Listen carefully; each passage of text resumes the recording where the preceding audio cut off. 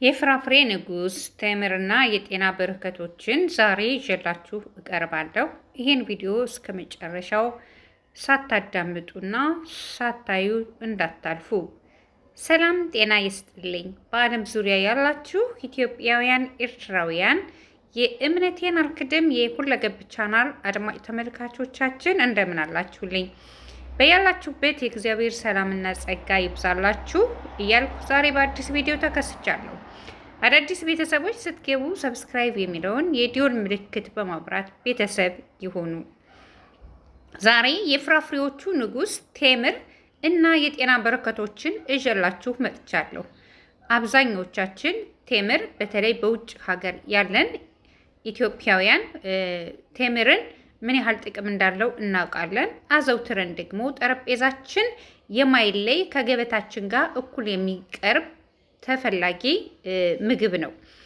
ቴምር በውስጡ ለጤና ጠቃሚ የሆኑ በርካታ ንጥረ ነገሮች በመያዙ ምክንያት የፍራፍሬዎቹ ንጉስ በመባል ይጠራል። ብዙውን ጊዜ በረማዳን ወቅት ሙስሊሞች ለማፍጠሪያነት ከሚጠቀሙባቸው የፍራፍሬ አይነቶች መካከል አንዱ ቴምር ነው። ለመሆኑ ቴምር በውስጡ ምን አይነት ንጥረ ነገሮችን ይዟል? በረማዳን ጾም ወቅት የመዘውተሩስ ምክንያት ምንድን ነው? ቴምር መመገብ ለጤና ያለው ጠቀሜታዎች ምንድን ናቸው? ቴምር በሰው ልጆች ዘንድ ጥቅም ላይ በመዋል ረዥም ዓመታትን ያስቆጠረ የፍራፍሬ አይነት ሲሆን በመካከለኛው ምስራቅና በሰሜን አፍሪካ አካባቢዎች በስፋት የሚበቅል ነው። በቅዱስ ቁርአን ከ20 ጊዜ በላይ የተጠቀሰው ቴምር ሙስሊሞች በረማዳን ወቅት ጾማቸውን ለመፍታት ለማፍጠሪያነት ይጠቀሙበታል። ይህን የነቢዩ መሐመድ ኒስ አፍ ፈለግን በመከተል እንደሆነ የታሪክ ድርሳናት ያመለክታሉ። ቴምር እንደ ታያሚን ማዕድናትን እና ፋይበር ባሉ ጠቀሜታ ንጥረ ነገሮች የበለጸጉ ናቸው። ብረት፣ ማግኔዥየም፣ ታንዥሞን፣ መዳብ እና ሌሎችም ንጥረ ነገሮች ይይዟል። በተጨማሪ አንቲኦክሲዳንት፣ ሶኮር፣ ሩፋዝ እና ግሎክስ የመሳሰሉ የስኳር አይነቶች እንዲሁም ከ23 አይነት አሚኖ አሲድ እና ሌሎችም ንጥረ ነገሮችን በመያዝ ይታወቃል። ቴምር ከፍተኛ ኃይል ሰጭ እና የፍራፍሬ አይነት በመሆኑ የምግብ ማቀነባበሪያ ኢንዱስትሪዎቹ የተለያዩ ጣፋጭ ምግቦችን ለማምረት ይጠቀሙበታል። በዘርፉ የተከናወኑ ጥናቶች እንደሚያመለክቱት ቴምርን መመገብ የሆድ ድርቀትና የአንጀት ቁስልና ተቅማጥን ለመከላከል፣ ኃይል ለማግኘት፣ የልብ ጤናን ለመጠበቅ፣ የነርቭ ስርዓት ጤናማ ለማድረግ እንዲሁም የደም ማነስ ለማስተካከል ይረዳል። ማንኛውም የጾመኛ ሰው በቴምር ሲያፈጥር በደሙ ውስጥ ያለው የስኳር መጠን በፍጥነት ለመጨመር ይረዳዋል። በመሆኑም በጾም ጊዜ ወይንም ከጾም በኋላ የተወሰኑ የቴምር ፍራፍሬዎችን መጠቀም ይመከራል። ቴምር የፋይበር ይዘት ያለው በመሆኑ የምግብ መፈጨት ሂደት ከማገዝ ባለፈ በሰውነታችን ውስጥ አስፈላጊ የስኳርን መጠን በመቀነስ ቀስ በቀስ ጥቅም ላይ እንዲውል ይረዳል። ለሰው ልጆች ብዙ ጠቀሜታ እንዳለው የሚነገርለት ቴምር በረማዳን ወቅት የሚዘወተር ቢሆንም በባለሙያ ታግዞ ሁሌም ከምግብ ጠረጴዛ ላይ ሊገኝ ቢችል ብዙ ጥቅም ማግኘት እንደሚቻል ዶክተሮቹም ይመክራሉ። እኛም እየተጠቀምንበት እንገኛለን። ስንቶቻችን ዛሬ የቴምርን ወይንም ደግሞ የቴምር ፍሬው ለቡናነት እንደሚውል ታውቃላችሁ? እኔ ለምሳሌ ብዙን ጊዜ ጠረጴዛዬ ላይ ቴምር አይጠፋም። ያው ቴምር ያወፍርሻል ይሉኛል። ነገር ግን የቴምር ቢያወፍሩኝም በቀን እንኳን 1 እና 2 ቴምር ሳልበላ አልውልም ማለት ነው። በተለይ በዚህ በጾም ጊዜ ጾም ውለን ምሳ ከበላን በኋላ ብንመገብ 1 ፍሬ 2 ፍሬ ብንበላ ቴምር ለማንኛውም የጤና በረከቶችን ስለሚሰጠን ቴምርንን አዘውትረን የዕለት ምግባችን ባንለየው በጣም ጠቀሜታ አለው። እንደገና ቴምርን በምንመገብበት ሰዓት ፍሬውንን ከመጣል ይልቅ መሰብሰብ አለብን ማለት ነው። አሁን ለምሳሌ እኔ ፍሬውን እሰበስበዋለሁኝ በደንብ አጥበዋለሁ። አጥቤ በወንፊት እንጥፍጥፍ አድርጌ ካደረኩት በኋላ እቆላዋለሁኝ። እቆልቼ ልክ እንደ ቡና ማለት ነው እንደምታዩትኝ እቆላና እፈጨዋለሁ። ከፈጨው በኋላ በስነ ስርዓቱ እንደዚህ ምርጥ ቡና ቸኮሌት በቃ ይሄ ቫኒል የሆነ ቸኮሌት የለም እንደዛ አይነት ጣዕም ያለው በጣም የሚጥም ቡና አድርጋችሁ አፍልታችሁ ፍሬውን መጠጣት ትችላላችሁ ማለት ነው። በእውነት በጣም ብዙ ጠቀሜታ አለው። እንደገና ደግሞ ፍሬውን ፈጭታችሁ ከቅቤ ጋር ለውሳችሁ ወይንም ከሌላ ነገር ጋር አድርጋችሁ ጸጉራችሁን ብትቀቡትኝ ለጸጉራችን የሚነቃቀልባችሁ ጸጉራችሁ የሚነቃቀልባችሁ የሚሳሳባችሁ እንደገና ደግሞ ሽበት ያለባችሁ ሽበትንን ለማጥፋት የተምር ፍሬ አንደኛ ነው። የተምር ፍሬ አንደኛ ነው። ይሄ ነገር ሳልሞክረው አይደለም ለእናንተ የምነግራችሁ ሞክሬው ነው። በተለይ ያለ እድሜያችሁ የሚመጣ ሽበት በእድሜ የሚመጣ የእግዚአብሔር ጸጋ የእግዚአብሔር ስጦታ ስለሆነ እድሜያችን ስለመጣ በእድሜያችን የመጣ ስለሆነ ኦኬ ምንም ችግር የለውም። ነገር ግን ያለ እድሜ የሚመጡ ሽበቶችንን ለማጥፋት የተለያየ ኬሚካሎች ከምትጠቀሙ ይልቅ ይሄንን መጠቀም ትችላላችሁ ማለት ነው።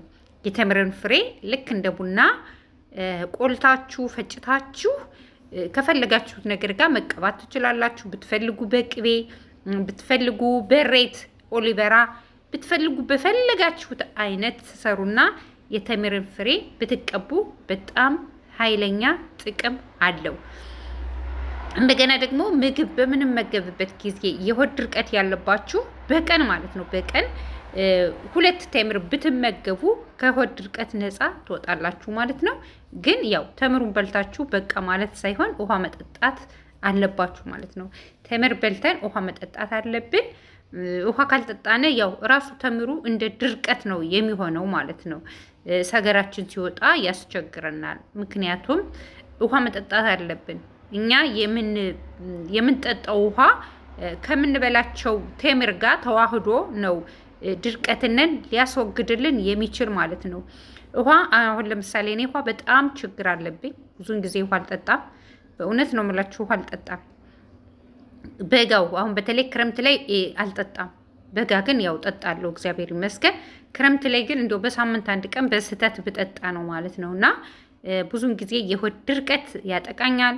ግን በቀን ያው ተምር 2 ተምር 1 ተምር እበላለሁ። ግን ያም ሆኖ ውሃ ስለማልጠጣ በቂውን ሕክምና እየሰራልኝ አይደለም። ለምን ውሃ መጠጣት አለብን። በየትኛውም ቦታ ላይ በየትኛውም ሀገር ላይ ዶክተሮቹ ራሱ የሚያዙላችሁ ውሃ መጠጣትን ነው። የራስ ህመም የሚከሰተው ውሃ ካለመጠጣት ነው። የፊታችን ቆዳ የሚሸበሸበው የሚጨማደደው ውሃ ካለመጠጣታችን ነውና አሁን ለምሳሌ የኔ ፊት በቃ ፌስታል መስሏል። ለምን ውሃ አልጠጣም ማለት ነው። ውሃ መጠጣት በጣም ብዙ ጥቅም አለው። ምክንያቱም እንኩላሊታችን እንዲታጠብ ያደርጋል። አንጀታችን እንዳይተጣጠፍ ይረዳናል። ምክንያቱም ድርቀት በሚኖረን ሰዓት የአንጀት መተጣጠፍ ሊከሰት ስለሚችል ያነ የበላ ነው ወደ ሰገራ የሚቀየረው በአንጀታችን ውስጥ ይደርቅና ይቀመጣል ማለት ነው። ውሃ ስለማንጠጣ ያ ደግሞ የአንጀት መታጠፍን ሊፈጥርብን ስለሚችል በጣም ጥንቃቄ ማድረግ አለብን። ምክንያቱም ተምር ስለበላነ ብቻ ከድርቀት ነፃ እንወጣለን ማለት አይደለም። ይሄ ከራሴ ከደረሰው ከተሞክሮዬ ማለት ነው እና ብዙውን ጊዜ በአሁኑ ሰዓት ተምር በሙስሊሞቹ ይጠቀሙበታል ማለት ነው። በረማዳን ጾም ጊዜ ተምር በኢትዮጵያ ብሎም ደግሞ በሌሎቹ ሀገር በጣም ይወደዳል፣ ዋጋው ይጨምራል ማለት ነው። ግን እግዚአብሔር ይመስገን እኔ ያለሁበት ሀገር በሀገር እስራኤል ተምር እንደማንኛውም እንደ ብርቱካን እንደ ሙዝ እንደ ማንኛውም አትክልት አብሮ የሚቀርብ ነው። የተምርም ሀገር ስለሆነ ተምር በእስራኤል ሀገር በጣም ነው ያለ። መንገዱም ምኑም ስትሄዱ በጣም ራስ እግሩ ተምር ነው ያለውና የበረከት ሀገርም ነው፣ በረከትም አለ። ያው ተምር እኔ ባለሁበት ሀገር በጣም በሽ ነው ያለውና በተምር እንትን አንቸገርም። ውድም አይደለም ማለት ነው። ይህን ያህል ውድ አይደለም፣ የተጋነነ አይደለም ማለት ነው። እንደ ማንኛውም ሀገር ዋጋ አለው፣ በዋጋው ይሸጣል። እንጂ በዓል መጣ ምናምን ተብሎ ከቴምር ላይ ዋጋ የሚጨመር አይደለም ማለት ነው። ውድ ኢትዮጵያውያን፣ ኢትዮጵያ ውስጥ አሁን በአሁኑ ሰዓት ቡና ውድ ነው። ቡና ጠፍቷል። ስለዚህ ቴምርን እየበላችሁ ቡናንን መጠጣት፣ በፍሬው ቡና መጠጣት ትችላላችሁ። እንደገና ደግሞ ብቻውን አንጠጣም ካላችሁ የቴምርን ቡና ለብቻ አንጠጣም የምትሉ ሰዎች ካላችሁ እንደዚህ ለብቻው ታዘጋጁ ትፈጩና ከሁለት ማንኪያ ቡና ጋር በመቀላቀል የምጥም ቡና መጠጣት ትችላላችሁ። እኔ ግን ተመችቶኛል።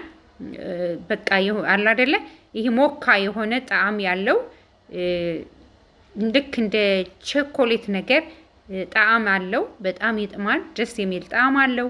እንቅልፍ ለሚያጠቃችሁ መነቃቃት ለምትፈልጉ በጣም አሪፍ ነው። ያነቃቃችኋል። በሰውነታችሁ ኃይልን ታገኛላችሁ። ደማችሁ የቀነሰባችሁ ደግሞ ደማችሁ እንዳይቀንስ ያደርጋል እና የተምርን ፍሬ በእንደዚህ አይነት መልኩ ብትጠቀሙ ጥቅም አለው እላችኋለሁ። ውድ ኢትዮጵያውያን፣ ኤርትራውያን የእምነቴን አልክድም የሁለገብ ቻናል አድማጭ ተመልካቾቻችን ይህን ቪዲዮ ከወደዳችሁት ላይክ እና ሼር በማድረግ አበረታቱኝ ማለት ነው።